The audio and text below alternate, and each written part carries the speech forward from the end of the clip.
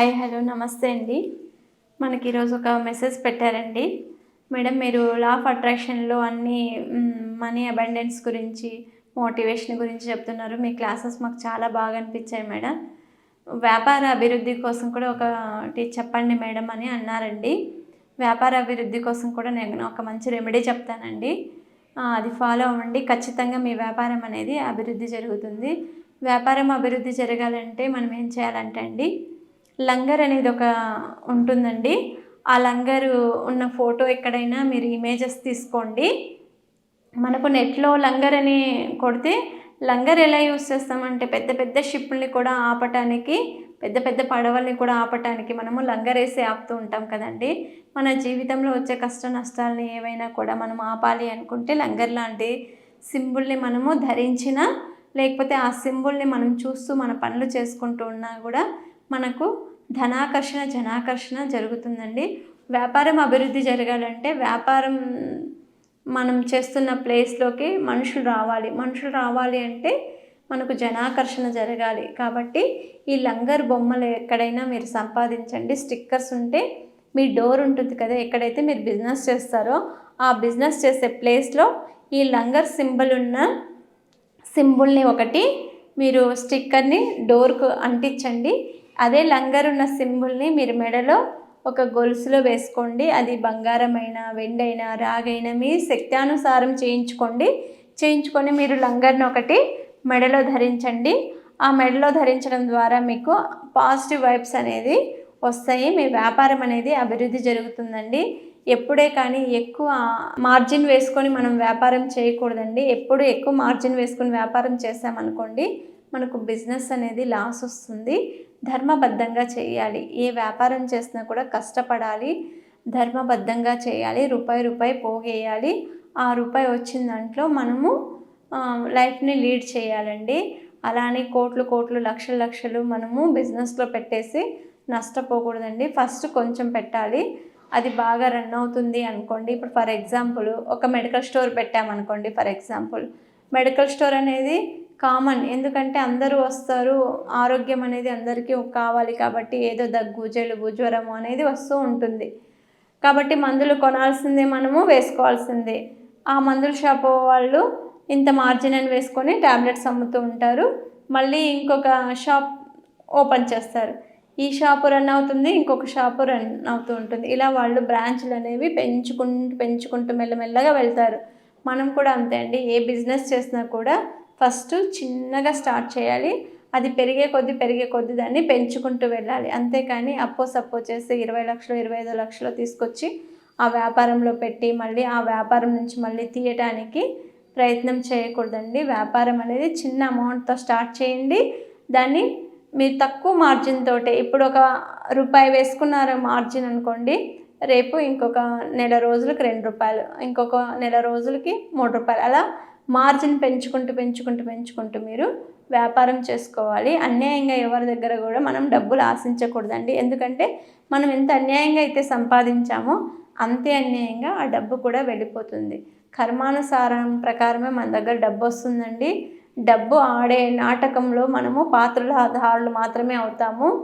అది మనకి మంచిగా యూస్ చేసుకున్నాం అనుకో మనల్ని రాజుల్ని చేస్తుందండి. కాదు, దాన్ని మనం వస్తుంది కదా అని ఇష్టానుసారం యూస్ చేస్తామనుకో మనల్ని భిక్షగాల్ని కూడా చేసేస్తుందండి. డబ్బుకి అంత పవర్ ఉంది. నవేడేస్ డబ్బు ఉంటేనే సృష్టి నడుస్తుంది. కాబట్టి ఆ డబ్బును కూడా మనము ధర్మబద్ధంగా సంపాదించాలి, ధర్మబద్ధంగా బతకాలి, న్యాయబద్ధంగా ఉండాలండి. నేను ఒక స్టోరీ చూసానండి డబ్బు గురించి. ఒక వ్యక్తికి విపరీతమైన డబ్బు వస్తుందండి. స్కామ్ చేస్తాడు. ఈజీ మనీ కోసము స్కామ్ చేస్తాడు. ఒక బ్యాంకులో నుంచి 10 లక్షలు తీసుకుంటాడు. ఆ బ్యాంకులో 10 లక్షలు తీసుకొని లోన్ లాగా తీసేసుకుంటాడు. అది తీసుకున్న తర్వాత ఆ ఏటీఎం కార్డు, బ్యాంక్ అకౌంటు అన్నీ క్లోజ్ చేసేసి ఫోన్ నెంబర్ కూడా తీసేసి ఫోన్ నెంబర్ బ్లాక్ చేసేస్తాడండి. మళ్ళీ అతను ఎవరికి చేయకోకుండా ఇంకా వేరే చోటుకు వెళ్ళిపోయి అక్కడ కూడా డాక్యుమెంట్స్ చూపించుకొని నమ్మించి బ్యాంక్లో లోన్ తీసుకుంటాడు. మళ్ళీ అక్కడ ఒక 10 లక్షలు తీసుకుంటాడు. మళ్ళీ అక్కడ కూడా సేమ్ అలానే ఏటీఎం కార్డు మార్చేసి ఫోన్ బ్లాక్ చేసేసి అలా ఒక బ్యాంకుకు నుంచి ఇంకో బ్యాంకులో ట్రాన్సాక్షన్ తెలిసే లోపల ఒక 6 నెలలు పడుతుంది కదండి. ఆ 6 నెలలు మోసం చేసేసి ఇంకో బ్యాంకులో తీసేసుకోవడము.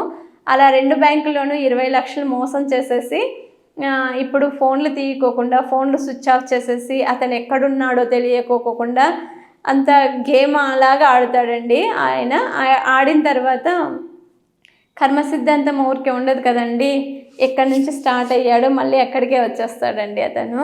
అంటే మనము ఏదైనా ధర్మబద్ధంగా ₹1 సంపాదిస్తే ఆ రూపాయికి భగవంతుడు ఇంకొక రూపాయి వచ్చే మార్గం చూపిస్తాడే కానీ ఇలా మోసం చేసి ఫ్రాడ్ చేసి డబ్బు వస్తుంది కదా నానా గడ్డి తిని సంపాదించాల్సిన అవసరం లేదండి.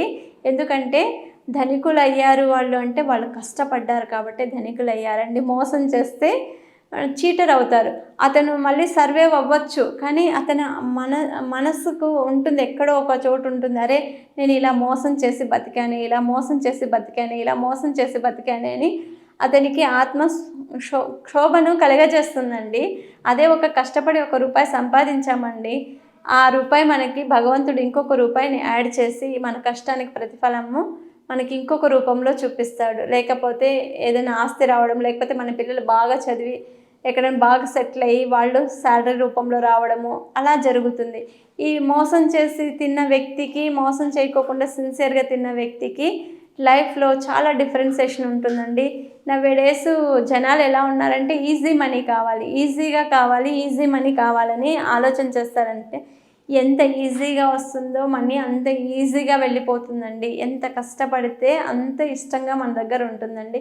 మనం డబ్బు కోసం కష్టపడాల్సిన అవసరం లేదండి. మన తెలివిని, మన నాలెడ్జ్ని మనము ఇంప్లిమెంట్ చేసుకుంటూ డబ్బును సంపాదించడం చాలా ఈజీ అండి. అది తెలియక ఏదో కష్టపడిపోతున్నారు. కానీ మనం నీతి నిజాయితీ అనే ఒక ఆయుధంతో మనం కష్టపడ్డాము అనుకోండి, మనకు డబ్బు మనకు వచ్చిన దాంట్లోనే మనము చాలా ప్లాన్గా చేసుకొని 10 మందికి సహాయం చేస్తూ మనం కూడా సేవింగ్స్ చేసుకుంటూ ఉండొచ్చండి.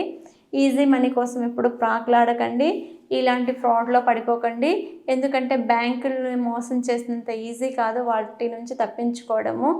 ఎక్కువ అప్పులు అయిపోయాయి అనుకోండి, ఐపీ ఎత్తేస్తాము మాకేముంది అనుకుంటే, మీ గురించి తెలిసింది మీ ఊళ్ళల్లో అంటే మీ గురించి ఎంత నెగిటివ్ వెళ్ళిపోతుంది. పలానా వాళ్ళ పిల్లవాడంట ఇలా చేశాడంట, ఇలా చెప్పాడంట అని అనుకుంటాడు. అక్కడ తల్లిదండ్రులకి చెప్పుకోలేడు, ఇక్కడ భార్య పిల్లలకి చెప్పుకోలేడు, వెళ్ళి ఎక్కడో ఒక చోట ఏదో ఒకటి చేసుకుంటారండి.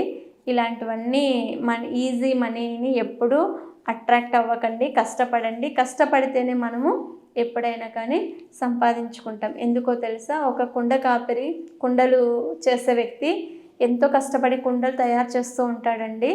ఆ కుండల్లో వ్యాపారం సరిగ్గా డెవలప్ కాక ఆ కుండ కాపరి ఏం చేస్తాడంటే దేవుడికి వెళ్ళి మొక్కుకుంటాడంట, స్వామి నేను రోజుకు ఒక 1000 కుండలు చేస్తాను, కానీ ఏ కుండను తయారు చేసినా కూడా ఎన్నింట్లో నీళ్లు పోసినా కూడా కారిపోతూ ఉన్నాయి, నేను ఎక్కడ తప్పు చేస్తున్నానో నాకు అర్థం కావట్లేదు అంటే అంటాడంట, సరే నువ్వు ఇప్పుడు కుండలు చేస్తున్నావు కదా, ఆ కుండల నుంచి రోజు నాకు తీసుకొచ్చి నీళ్లు పోయి అంటే ఆ కుండ కాపరి 2 కుండలను తీసుకొని ఇలా వేసుకొని వెళ్తుంటే సగం దారిలో కుండ ఖాళీ అయిపోతుందంటండి. ఆ సగం నీళ్ళు మాత్రమే దేవుడి దగ్గర చేరుతున్నాయంట. అంటే ఇంకా మిగిలిన సగం అంతా కారుతున్న నీళ్ళన్నీ చెట్లకు వెళ్తున్నాయంటండి. చెట్లకు వెళ్ళి 2 సంవత్సరాలు అలా పోస్తూనే ఉన్నాడంట. స్వామి నేను 2 సంవత్సరాల నుంచి పోస్తున్నాను, నీ దగ్గరకు వచ్చేటప్పటికి సగం నీళ్ళు అయిపోతున్నాయి, ఇంకా సగం నీళ్ళు ఏమైపోతున్నాయి నాకు అర్థం కావట్లేదంటే, లేదు ఎంత మట్టితో చేసిన కుండనైనా కానీ మనము దానికి కాల్చంది అది పదును కాదు, కుండ తత్వమే అది. ఎంత నువ్వు మట్టితో తయారు చేసినా అది కారుతుంది, సహజమే. నువ్వు పోసిన నీళ్ళు ఎక్కడ వృధా కాలేదు.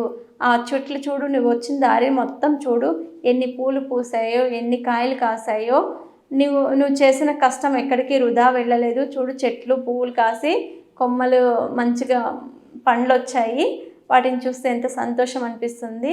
అంతా నువ్వే తినాలని అనుకోవడం తప్పు. నువ్వు చేసిన కుండ ధర్మం ఏంటంటే అది కారేలాగా ఉంది కాబట్టి కారినా కూడా వేస్ట్ అవ్వలేదు, మొక్కలకి పోయాయి, అవి పూలు పూసాయి, కాయలు కాసాయి, దాని ప్రతిఫలం కూడా నువ్వే తింటావు. నాకు నీళ్లు పోసినందుకు నీకు పుణ్యం వచ్చింది, నీ కుండల వ్యాపారం బాగా అభివృద్ధి అవుతుంది, నువ్వు ఫీల్ అవ్వాల్సిన అవసరం లేదు.